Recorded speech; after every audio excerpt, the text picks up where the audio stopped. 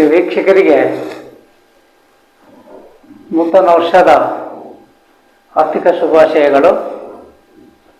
ನಮ್ಮ ವೀಕ್ಷಕ ಎಲ್ಲ ಬಾಂಧವರಿಗೆ ಆ ಭಗವಂತನು ಆರೋಗ್ಯ ಐಶ್ವರ್ಯ ಕೊಟ್ಟು ಆರೋಗ್ಯ ಕಾಪಾಡಲಿ ಅಂತೇಳಿ ಆ ದೇವರಲ್ಲಿ ಪ್ರಾರ್ಥಿಸುತ್ತೇನೆ.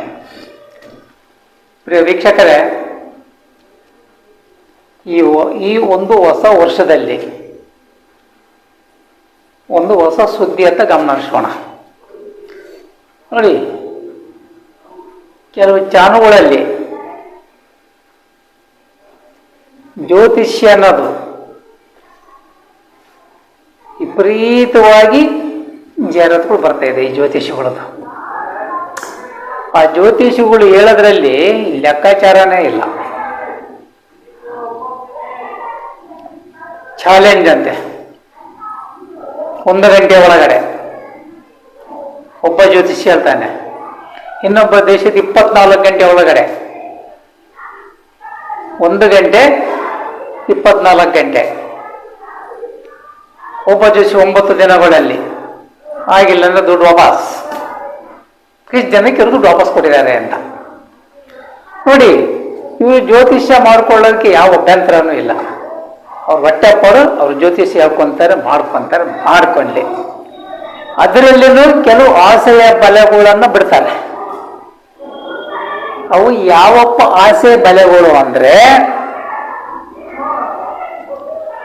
ಕೋರ್ಟ್ ಕೇಸು, ಮಕ್ಕಳ ಮಾತು ಕೇಳಲು, ಗಂಡ ನಿಮ್ಮಂತೆ ಮಾತು ಕೇಳಲು, ಇವೆಲ್ಲ ಮಾಡ್ಕೊಳ್ಳಿ.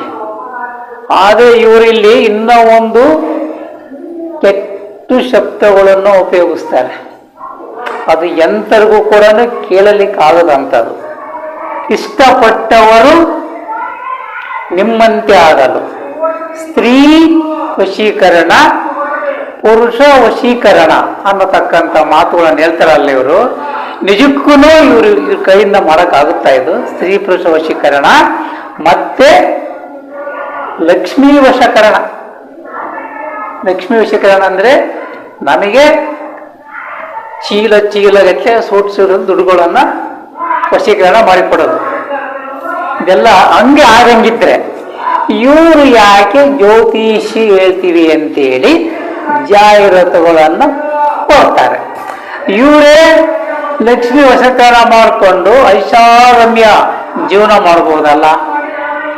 ಯಾಕೆ ಅಮಾಯಕ ಜನಗಳಿಗೆ ಮಂಕು ಬೂದಿ ಓದೋದಲ್ಲೇ ಕೆಲವ್ರ ಕಡೆಯಿಂದ ಹೇಳಿಕೆ ಕೂಡ ಕೊಡಿಸ್ತಾರೆ. ಹೌದು, ನಮಗೆ ಇವರಿಂದ ಒಳ್ಳೇದಾಯ್ತು, ನಮಗೆ ಅಷ್ಟು ಕಷ್ಟ ಆಯ್ತು, ಇಷ್ಟು ಕಷ್ಟ ಆಯ್ತು ಅಂತೇಳಿ ಆ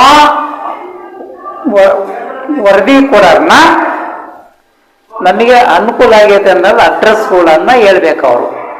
ಅವರ ಫೋನ್ ನಂಬರ್, ಅವ್ರ ಅಡ್ರೆಸ್ ಕೊಡಬೇಕು. ಅವರಲ್ಲಿ ಹೋಗಿ ನೋಡಿದಾಗ ನಿಜಕ್ಕೂ ಈ ಜ್ಯೋತಿಷಿಗಳು ಅವರಿಗೆ ಅನುಕೂಲ ಮಾಡಿಕೊಟ್ಟಿದ್ದಾರೋ ಇಲ್ಲದೋ ಗೊತ್ತಾಗುತ್ತೆ. ಅದನ್ನ ಬಿಟ್ಟುಬಿಟ್ಟು ಇವರು ಜನಗಳಿಗೆ ಮಂಕು ಬೂದಿ ಓದತಕ್ಕಂಥ ಕೆಲಸ ಮಾಡ್ತಾ ಇದ್ರೂ ಸಹ ಸರ್ಕಾರ ಏನು ಮಾಡ್ತಾ ಇದೆ? ಇಂಥ ಜಾಹೀರಾತುಗಳಿಗೆ ಯಾಕೆ ಕಡಿವಾಣ ಆಗ್ತಾ ಇಲ್ಲ? ಏನು ಭಯ ಭೀತಿಯಿಂದ ಏನಾದ್ರು ಸರ್ಕಾರ ಅವರ ಕಡೆಗೆ ಗಮನ ಹರಿಸಿಲ್ವೇನೋದು ಯಕ್ಷ ಪ್ರಶ್ನೆ. ಕೆಲವರು ಇದೇ ಮಾತನಾಡ್ತಿರ್ತಾರೆ. ಆ ಟಿವಿಯಲ್ಲಿ ಯಾವ ಥರ ಜ್ಯೋತಿಷಿಗಳು ಜಾಹೀರಾತು ಕೊಡ್ತಾರೆ, ಅವಕ್ಕೆ ತಳ ಇಲ್ಲ, ಬುಡ ಇಲ್ಲ. ಏನದು ಸ್ತ್ರೀ ಪುರುಷ ವಶೀಕರಣ ಅಂದ್ರೆ, ಇಷ್ಟಪಟ್ಟವ್ರು ನಿಮ್ಮಂತೆ ಆಗಲ್ಲ ಅಂದ್ರೆ ಅವನ್ ಯಾರಿಗೆ ಇಷ್ಟಪಟ್ಟರು ನಿಜವಾಗ್ಲೂ ಅವರಂತ ಮಾಡಿಕೊಡ್ತಾನ ಅವನು ಜ್ಯೋತಿಷಿ ಅನ್ನತಕ್ಕಂಥ ಪ್ರಶ್ನೆಗಳು ಕೇಳಿ ಬರ್ತಾ ಇದ್ದಾರೆ. ಇಂಥ ಬೊಗಳೆ ಜ್ಯೋತಿಷರನ್ನ ಆದಷ್ಟು ನಿಯಂತ್ರಣ ಮಾಡ್ಬೇಕು. ಅದರಲ್ಲಿ ಕೂಡ ಪವಾಡ ಮಾಡದಂತ ದೇವರ ಹೆಸರುಗಳಲ್ಲಿ ಜ್ಯೋತಿಷಿ ಅಂತ ಹೇಳ್ತಾರೆ.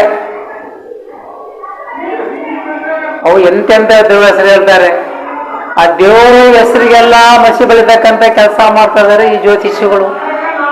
ಅದರಿಂದ ಸರ್ಕಾರ ಆದಷ್ಟು ಬೇಗ ಈ ಬೊಗಳೆ ಜ್ಯೋತಿಷ್ಯರ ಜಾಹೀರಾತುಗಳಿಗೆ ಕಡಿವಾಣ ಹಾಕಿಬಿಟ್ಟು ಜನಗಳಿಗೆ ಸ್ವಲ್ಪ ಟಿವಿ ನೋಡ್ತಕ್ಕಂಥವ್ರಿಗೆ ನೆಮ್ಮದಿಯನ್ನ ತರಬೇಕಂತ ಕೆಲಸ ಮಾಡಬೇಕಾಗಿದೆ.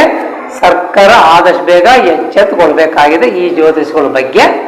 ಜೈ ಹಿಂದ್, ಜೈ ಕರ್ನಾಟಕ. ಪ್ರಿಯ ವೀಕ್ಷಕರೇ, ನಮ್ಮ ಚಾನಲ್ ನಿಮ್ಗೆ ಇಷ್ಟವಾದಲ್ಲಿ ಸಬ್ಸ್ಕ್ರೈಬ್ ಮಾಡಿ, ಲೈಕ್ ಮಾಡಿ, ಶೇರ್ ಮಾಡಿ. ಪ್ರಿಯ ವೀಕ್ಷಕರು, ಯಾರಿಗೆ ಯಾವುದೇ ಸಮಸ್ಯೆ ಇರಲಿ ನಮ್ಮಲ್ಲಿ ಬಂದು ತಮ್ಮ ಸಮಸ್ಯೆಗಳನ್ನು ಬಗೆಹರಿಸ್ಕೊಳ್ಬೇಕಾಗಿದೆ. ನಮಸ್ಕಾರ.